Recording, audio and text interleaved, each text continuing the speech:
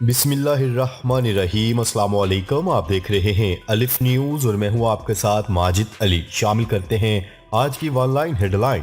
وزیر اعظم عمران خان کا کہنا ہے کہ دنیا ایک اور سرد جنگ کی متحمل نہیں ہو سکتی، اس لیے تعاون کو بڑھایا جائے۔ وزیر اعظم عمران خان سے چین کے معروف تھنک ٹینکس، یونیورسٹیز اور پاکستان اسٹڈیز سینٹر کے سربراہان اور نمائندوں نے اہم ملاقات کی۔ وزیر اعظم نے پاک چین تعلقات کی اہمیت اور علاقائی استحکام اور خوشحالی کو یقینی بنانے پر زور دیتے ہوئے مقبوضہ کشمیر کے تنازع پر غیر متزلزل حمایت پر چین کا شکریہ ادا کیا۔ وزیر اعظم عمران خان کا کہنا تھا کہ پاکستان نے ماضی میں بھی پل کا کردار ادا کیا تھا اور اب دوبارہ ایسا کرنے کے لیے تیار ہے۔ سی پیک کے ابتدائی فیز کے منصوبوں نے پاکستان کے معاشی منظرنامے کو تبدیل کر دیا۔ جاپان اور جنوبی کوریا کے وزراء خارجہ نے شمالی کوریا کے بیلسٹک میزائل پروگرام کے مقابل قریبی تعاون کے موضوع پر اتفاق رائے کا اظہار کیا ہے۔ جاپان کے وزیر خارجہ نے جنوبی کوریا کے وزیر خارجہ کے ساتھ پہلی دفعہ سرکاری ٹیلی فونک ملاقات کی۔ مذاکرات میں دونوں وزراء نے دو طرفہ علاقائی حالات پر بات چیت کی اور شمالی کوریا کے بڑھتے ہوئے میزائل تجربوں اور اندیشوں کا اظہار کیا اور بیلسٹک جوہری میزائل کی تیاری کا مسئلہ حل کرنے کے لیے قریبی تعاون پر اتفاق رائے کا اظہار کیا۔ واضح رہے کہ شمالی کوریا جنوری 2022 میں مختلف اقسام اور مسافت کے ساتھ میزائل تجربات کر چکا ہے۔ آسٹریلوی کرکٹ ٹیم کا 24 برس بعد دورہ پاکستان سیریز کا شیڈیول جاری۔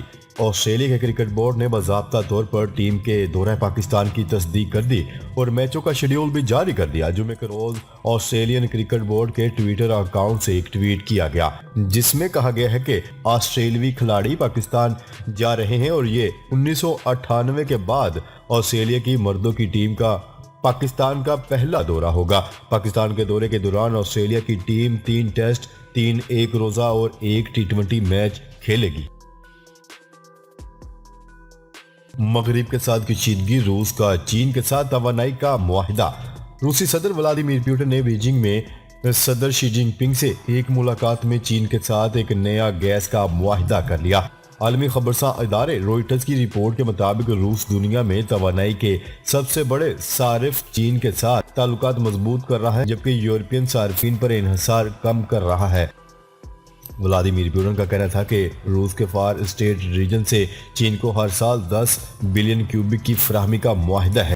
روسی گیس کمپنی گازپروم نے ایک بیان میں کہا ہے کہ اس کا چین کو گیس کی فراہمی میں اضافے کا منصوبہ ہے۔ خیال ہے کہ روس یورپ کو گیس فراہم کرنے والا سب سے بڑا ملک ہے۔ مغربی ممالک کو خدشہ ہے کہ یوکرین تنازع کی وجہ سے گیس کی فراہمی متاثر ہو سکتی ہے۔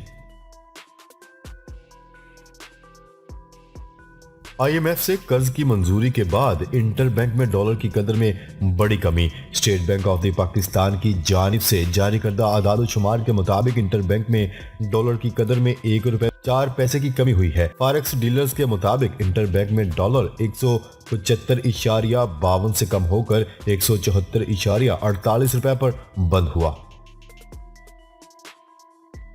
فرانسیسی صدر ایمانوئل میکرون نے دورہ روس کا اعلان کر دیا۔ یوکرین تنازع کا پرامن حل نکالنے کے لیے فرانسیسی صدر ایمانوئل میکرون نے دورہ روس کا اعلان کیا۔ فرانسیسی صدر ایمانوئل میکرون اگلے ہفتے ماسکو کا دورہ کریں گے تاکہ روسی صدر ولادیمیر پوٹن کو یوکرین پر حملہ کرنے سے روکنے اور بڑھتی ہوئی کشیدگی کا سفارتی حل تلاش کرنے کی کوشش کی جا سکے۔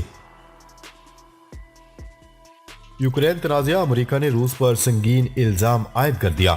یوکرین تنازع پر الزامات کی بمباری کا سلسلہ جاری ہے۔ امریکہ نے روس پر بڑا الزام عائد کر دیا۔ غیر ملکی میڈیا کی رپورٹ کے مطابق امریکہ کا کہنا ہے کہ روس یوکرین پر حملے کا جھوٹا الزام لگانے کی تیاری کر رہا ہے جس کے لیے جعلی ویڈیو تیار کر کے الزام عائد کیا جائے گا کہ روس نے یوکرین پر حملہ کر دیا۔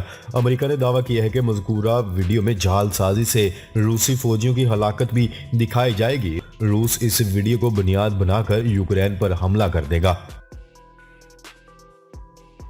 بھارت نے امریکہ کے ساتھ ہاتھ کر دیا۔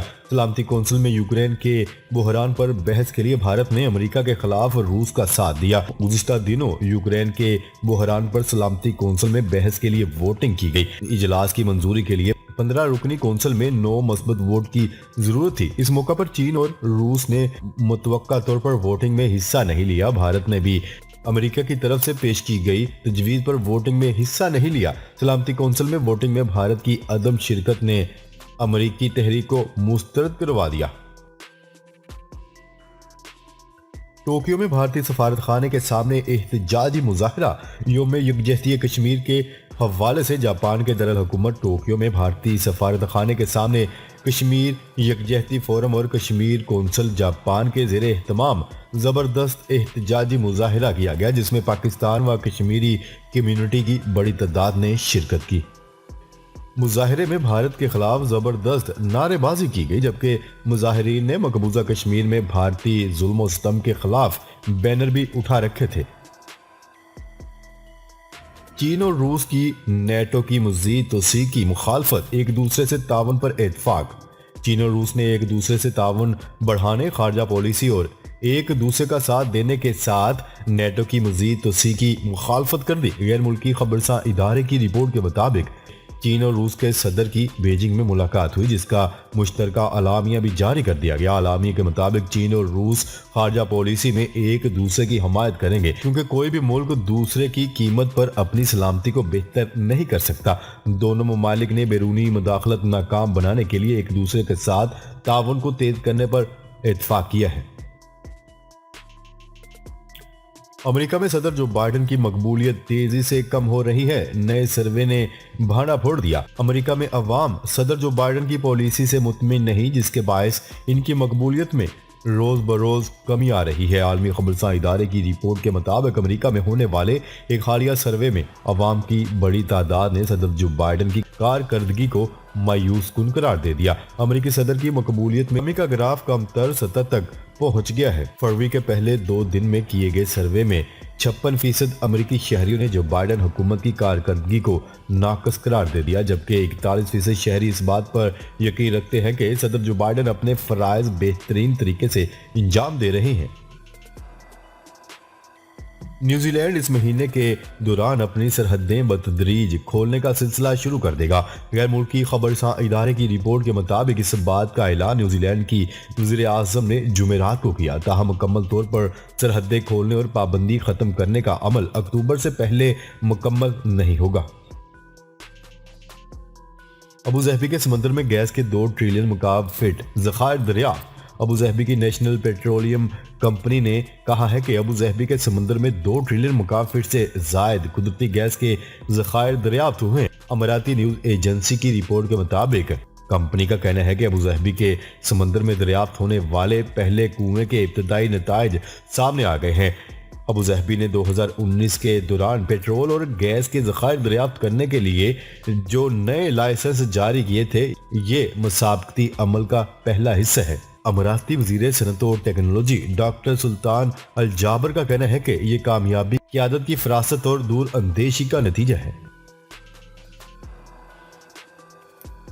सऊदी अरब की वजारत दाखिला ने इस बात का अहाता किया कि मास्क न पहनने पर 1 लाख रियाल जुर्माने की सजा दी जाएगी। वजारत दाखिला ने जुमेरात को अपने ट्विटर अकाउंट पर कहा है कि मेडिकल या कपड़े के मास्क का इस्तेमाल न करना या नाक और मुंह को न ढांपना कोरोना वायरस के खिलाफ एहतियाती तदाबीर की खिलाफ वर्जी है। इस खिलाफ वर्जी पर पहली बार 1000 रियाल फी फर्द जुर्माना होगा। बयान में कहा गया है कि मास्क न पहनने की दूसरी खिलाफ वर्जी पर जुर्माने की हद 1 लाख रियाल कर दी जाएगी। अमेरिकी सदर जो बाइडेन ने दावा किया है कि शुमाली शाम में अमेरिकी फौज के हमले के दौरान दहशतगर्द तंजीम दाइश का सरबराह अबू इब्राहिम अल हाशिम हलाक हो गया। गैर मुल्की खबरसां इदारे की रिपोर्ट के मुताबिक खसूसी ऑपरेशन में अमेरिकी कमांडोज ने हिस्सा लिया, जो बाहिफाजत वापस पहुंच आए हैं। अमेरिकी हुकाम का कहना है कि ऑपरेशन के दौरान दाइश के सरबराह ने खुद को धमाके से उड़ा दिया था।